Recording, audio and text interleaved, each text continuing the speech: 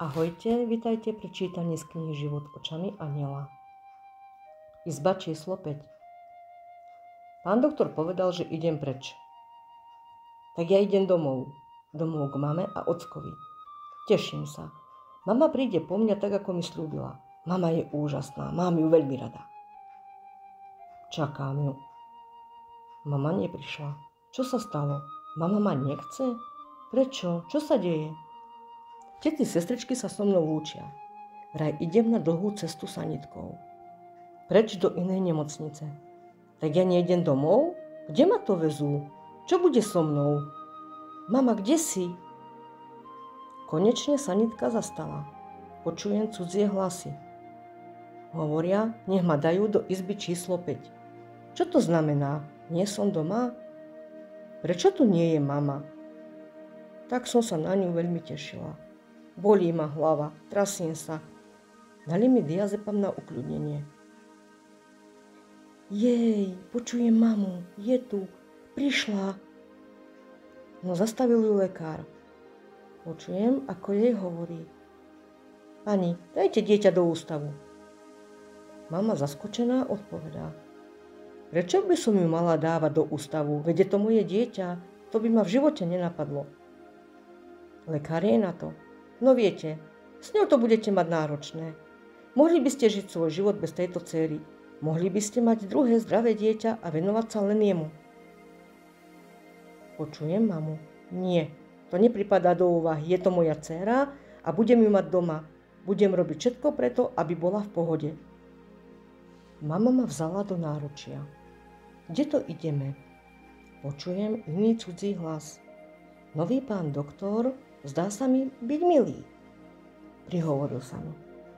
Katka, my sa ešte nepoznáme, budem ťa liečiť, som tvoj neurológ. Sledujem, čo sa bude diať ďalej. Počujem, ako hovorí mame. Mamička, vyzlečte Katku. Mojej mamičke sa trasú ruky. Je nervózna a ja viem prečo. Prvýkrát ma vyzlieka. Doteraz to vždy robili tety sestričky. Mama, ako je to dobre, keď sa ma dotýkaš ty. Vieš to, veď si moja mama, si super. Pán doktor je dobrý a povedal. Katka má vážne poškodený mozog. Až po roku sa môžeme vyjadriť, aký to bude mať dosah na jej vývoj. Netreba zúfať, musíme veriť, že Katka bude v poriadku. Neboj, mama. Mám 5 mesiacov a ešte toľko mi treba na to, aby som vám všetkým dokázala, že budem v poriadku. Aj keď teraz sa to nezdá. Mám sondu v nose, neviem preglgať. Nevadí, ja sa to naučím. Budem jesť ústami, ochutnám koláčik, keksík, napijem sa čajíku. Prečo ma trápia krče? Prečo ma bolí celé telo, keď mám záchvaty? Kedy to skončí? Ja chcem byť zdravá. Mama sa teší, že prídem domov a budem sa s ňou rozprávať. No neviem, či to dokážem, keď mi lieky nezaberajú. Lekári sú už zúfalí, nevedia, ako mi majú pomôcť, aby ustálili môj zdravotný stav. Počula som, ako sa rozprávajú o tom, že každý záchvat ma ničí. Neveria, že pôjdem domov. Prišla ku mne mama. Učí sa, ako ma treba odsávať a krmiť cez sondu. Plačem. Bolí ma brúško. Ale mama je tu so mnou. Drží ma v náručí. Rozpráva, ako ma má rada. Tak sa to dobre počúva. Je večer. Mama je stále pri mne. Nespím ja, nespí ani ona. Dáva na mňa neustále pozor. Odsáva ma každú chvíľku. Dostávam záchvat. Mama volá na tetu sestričku, nech ide ku mne. Díva sa, ako mi teta dáva do zatočku lieky na ukľudnenie. Aj ma poriadne poodsáva a hovorí mame. Teraz už bude Katka spať, oddychnite si aj vy. Vidím mamu, ako plače.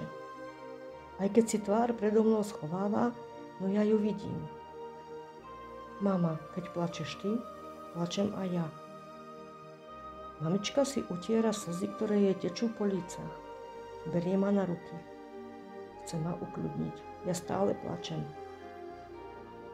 Vidím, že sa mama upokojuje. Prihovára sa mi. Hovorí, Katka, ja sa o teba postarám, nech sa deje, čo sa deje. Katka, neboj sa, zvládneme to. Oplatí sa bojovať, keď cítite lásku. Som šťastná, že je tu mama so mnou. Ďakujem za pozornosť a teším sa na ďalšie čítanie z tejto knihy. Ahojte.